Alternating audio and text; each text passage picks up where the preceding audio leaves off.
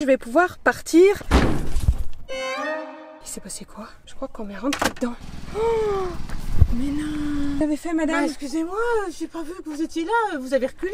Oh là là là là là!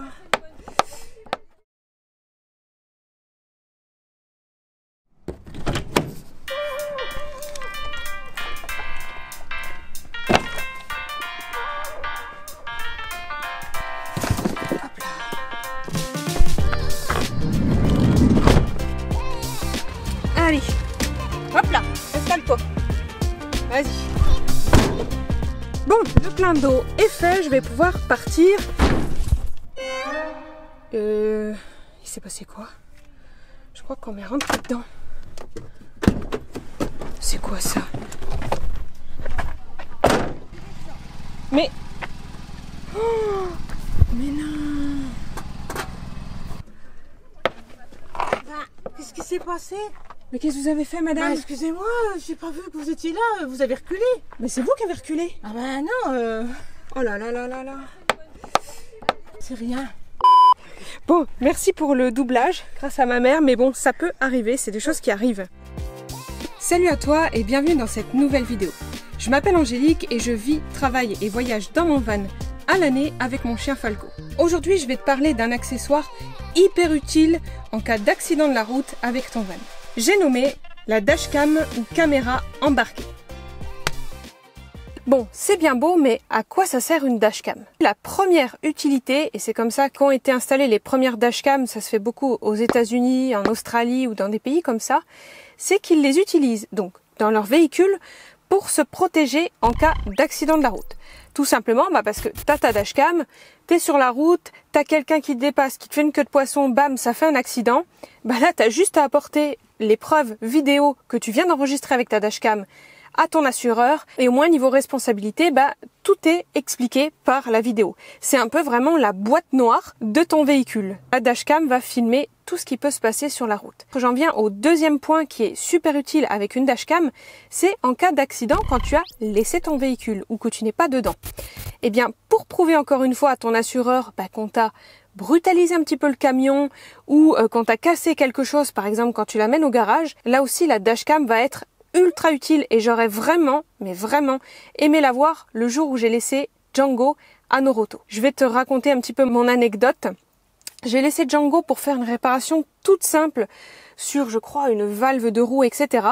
Je l'ai laissé à Noroto et le lendemain, quand je suis retournée sur Django, que je l'avais récupéré, je l'ai ramené à la maison et je me suis rendu compte que le pare-choc arrière, tu l'as vu tout début de cette vidéo, il était complètement explosé alors que je venais de le faire quelques mois avant en Raptor quoi. Sauf que il est complètement destroy, c'est du plastique, il n'y a rien à l'intérieur pour le renforcer. Et malheureusement, ils ont eu beau me dire on va regarder sur les caméras de surveillance si effectivement c'est un de nos employés en reculant qui l'aurait enfoncé. J'ai pas eu le temps d'aller voir, bien évidemment. Je pense qu'ils sont de mauvaise foi parce que vraiment, je l'ai laissé uniquement à Noroto et je suis allée le chercher le soir même. Et en fait, le soir même, je pense que le pare-choc était détruit. Ça ne pouvait pas venir de chez moi le soir puisque j'étais garée correctement. Il n'y a aucune voiture qui pouvait être derrière Django. Donc ça vient bien du moment où je l'ai laissé. Il s'est passé quelque chose. Noroto, pas Noroto, je ne saurais jamais. Mais voilà, j'aurais aimé avoir la dashcam pour pouvoir prouver que c'était au moment où l'employé était dedans qu'il y a eu quelque chose sur le camion. Typiquement qu'il a enfoncé par l'arrière ou que quelqu'un m'est rentré dedans par l'arrière. Sachant que cette dashcam possède également la fonction de détection d'impact. Ce qui veut dire que, admettons, je suis en statique et quelqu'un vient toquer à la porte, quelqu'un vient m'enfoncer quelque part sur le van, elle se mettrait automatiquement en marche si elle était alimentée de manière continue pour pouvoir filmer ce qui se passe. Ou en tout cas, elle s'allumerait au moment où elle sent qu'il y a un impact sur le véhicule. Donc ça, c'est super pratique. Et là, je l'aurais eu. Dans ce cas-là, je pense que j'aurais pu, de moi-même, montrer que le problème venait d'eux ou pas. Mais en tout cas, j'aurais trouvé qui était le responsable de m'avoir enfoncé complètement le pare-choc arrière. Voilà, c'était la petite anecdote, mais je te montre deux utilisations qui sont pour moi hyper cool pour le fait d'avoir une dashcam, pour le coup, dans ton véhicule ou dans ton van. Maintenant, on va l'installer ensemble. Et je vais te parler de ce qu'il y a dans ce carton, puisque j'ai reçu la caméra dashcam Lanmodo D1. Laisse-moi te présenter ce qu'il y a dans ce petit carton. Donc déjà, tu as la notice. Est-ce qu'il y a du français? Oui, tout à fait. Ensuite, tu as bien évidemment la petite dashcam. Donc là, sur la face avant, tu vas avoir la caméra qui va pointer direction de la route.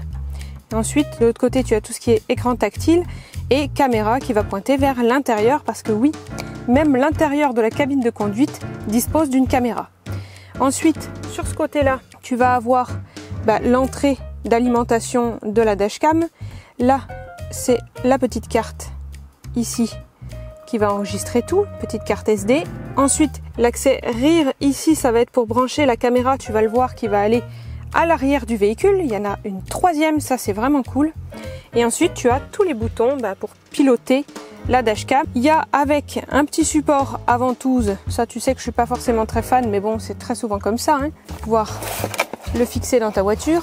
Pour connecter la caméra, ça va être tout simple, c'est un câble allume-cigare qu'on va brancher sur le mode Power. Tu as un câble USB avec une prise USB-C, c'est pour brancher directement ta dashcam à ton ordinateur et pouvoir décharger ce qu'il y a sur la carte micro SD. Il va y avoir une carte USB. D'un côté, tu as l'USB qui va pouvoir entrer dans ton ordinateur. De l'autre côté de la clé USB, tu vas pouvoir insérer ta micro SD. Si tu as un lecteur micro SD, tu n'as pas besoin de ça.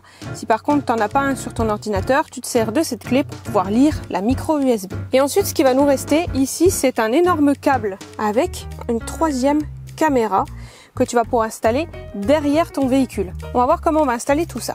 La première chose à faire, c'est de prendre la petite ventouse qui a ce petit dispositif qui est muni en fait de deux aimants et en fait on va pouvoir venir clipser la dashcam. Hop, ta dashcam là-dessus et elle peut tourner librement. Ça c'est super pratique et franchement l'aimant il est quand même assez fort.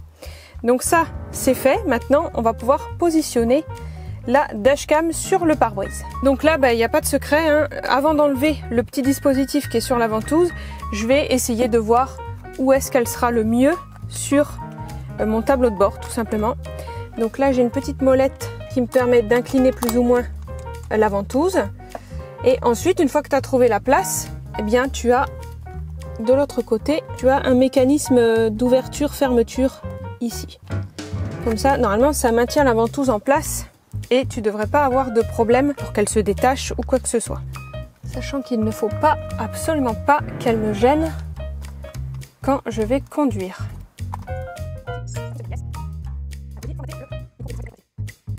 Donc là, c'est pas mal du tout. Il faut que je vois en étant assise. Oui, ça va. Bon, je fais une micro-pause, je fais mes tests parce que ça va être un peu long à mon avis. Allez, je te retrouve juste après. Cette petite molette, elle est vraiment trop bien.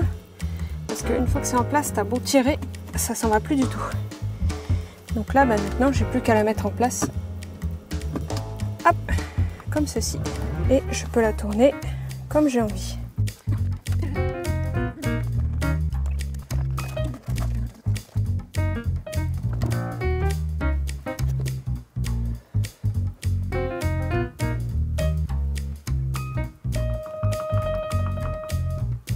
Là, je t'avais déjà montré, ça c'est un double dock allume-cigare. Il est super pratique parce que du coup là, j'ai branché en continu ma caméra comme je t'avais montré.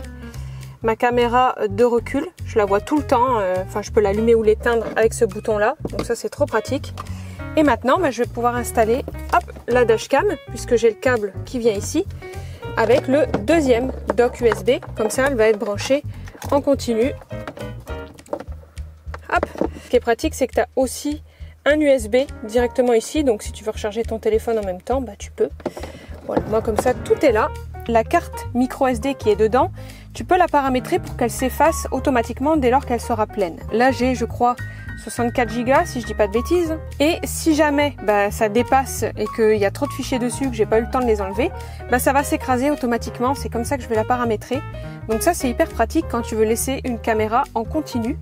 Parce que ça va me permettre à la fois sur la route d'être protégée en cas d'accident, ça filmera tout, mais ça me permettra également, quand je suis en statique ici et que je suis pas dans ma cabine de conduite, de filmer tout ce qui se passe autour et de voir s'il y a quelqu'un qui rôde. Voilà comment je vais l'utiliser, je pense, à terme. Voilà, écoute, maintenant ce qui va me rester à faire, tester pendant plusieurs semaines sur les routes et je t'en fais un retour pour toi de suite et pour moi dans quelques temps.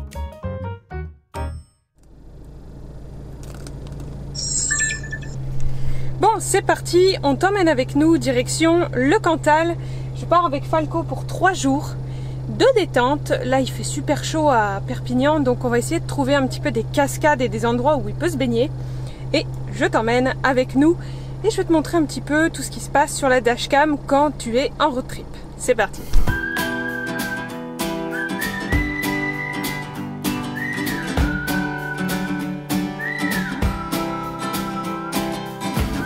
Partir dans le Cantal avec mon van et Falco, c'est synonyme de premières vraies vacances, que je m'étais pas octroyée depuis maintenant 2 ans. 2 ans durant lesquels je me suis entièrement consacrée à la création de mon entreprise, corps et âme. Et tu sais quoi? Ça fait du bien de partir en van, sans trop savoir ce que tu vas faire, sur un coup de tête. On ne sait pas où on allait précisément avec Falco, ni ce qu'on allait faire, ni même quand on allait rentrer. On savait juste qu'on rejoignait des copains pour partager de super moments ensemble. C'est tout. Et mon Dieu, quel sentiment! Je crois que c'est ça, ce qu'on appelle la liberté. La liberté de dire, allez, j'ai envie de partir, je pars. Je ne sais pas quand je vais rentrer. Enfin si, quand je l'aurai décidé, quand j'en aurai envie.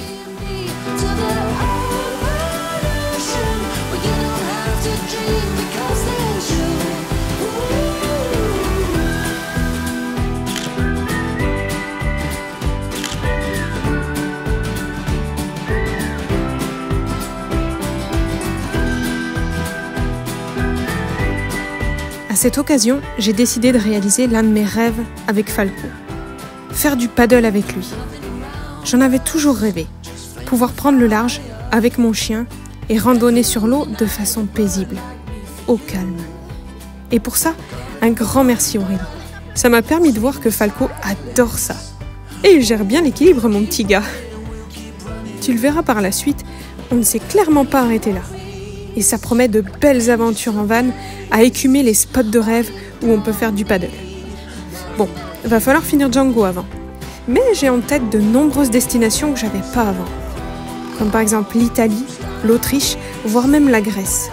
Et bien sûr, je te partagerai tout ça après l'aménagement. Mon envie de voyage s'agrandit et devient de plus en plus claire et limpide dans ma tête.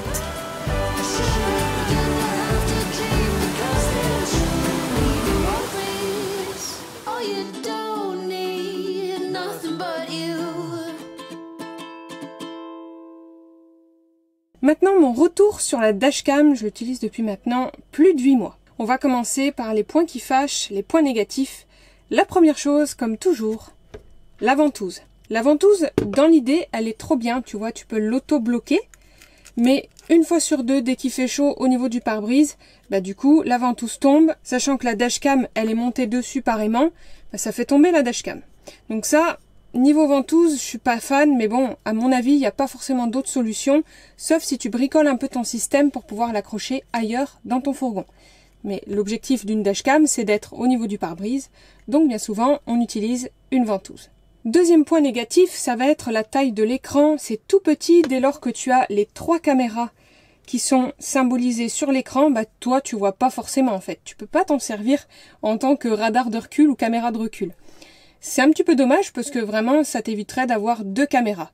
Tu pourrais te servir de la dashcam comme une caméra de recul en regardant quand tu recules s'il y a des personnes à l'arrière. Ça c'est un petit peu dommage, l'écran pourrait être un peu plus grand notamment en rognant sur les bords noirs juste ici pour avoir vraiment un écran total. Autre point négatif, si comme moi tu as un grand fourgon, à partir du L3, tu vas devoir racheter un câble supplémentaire pour pouvoir relier la caméra qui est située à l'arrière du véhicule. Moi c'est ce que j'ai fait, je te mets le lien du mien qui a fonctionné, mais c'est un petit peu dommage que ce soit pas inclus à l'intérieur du pack, que ce soit pas en fait aussi optimisé pour les fourgons et les camping-cars. Et enfin, dernier point négatif, et là c'est vraiment le gros point négatif, c'est la caméra de nuit. En mode nuit, tu vois vraiment que c'est pas forcément fifou. Tu vois plus les feux arrière de ton véhicule assez rouges que l'image en elle-même. C'est dommage que ce mode nuit soit pas forcément hyper qualitatif. Donc ça, c'est vraiment un point négatif parce que du coup, tu peux pas trop t'en servir, notamment avec la caméra arrière, si jamais tu as un accident de nuit. Les points positifs maintenant, c'est vrai que moi, je ne me vois pas ne pas me passer de dashcam maintenant, ça me rassure dès lors que je suis sur la route. Je sais que si j'ai un accident, tout est enregistré dans cette petite boîte noire. Putain, oh chien.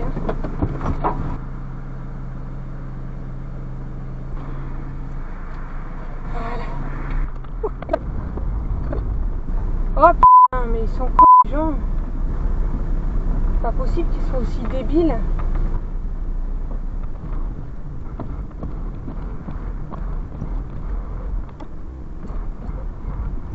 Autre point positif, c'est l'installation, c'est vraiment super simple. Tu mets la ventouse, tu branches la caméra, tu paramètres si les paramètres de base te vont pas, et c'est fait. Tu as juste à installer la caméra à l'arrière, mais en vrai c'est un fil à tirer, c'est vraiment pas compliqué. C'est un système embarqué et ultra simple à mettre en place. Ensuite, tu n'interviens plus. Dès lors que tu vas brancher le contact, si tu l'as laissé sur ton allume-cigare, la caméra s'allume automatiquement et elle s'éteindra automatiquement. Pareil, ça lance automatiquement l'enregistrement vidéo, donc t'as même pas besoin de toucher la dashcam. Voilà, j'en ai fini avec cette vidéo. C'est une vidéo un petit peu différente de ce que je fais d'habitude. J'aimerais beaucoup avoir ton avis en commentaire. Dis-moi si toi, ça t'intéresse d'avoir une dashcam au sein de ton véhicule ou si tu en as déjà une. Pour celles et ceux intéressés, je te laisse bien évidemment juste ici un code promo si jamais tu veux passer commande. C'est plutôt avantageux pour toi. Et nous, avec Falco, on va continuer de profiter de ce bel été ensoleillé et très très chaud dans le sud. Je vais te montrer quelques images parce que là, Falco, il prend vraiment son pied, mais de ouf.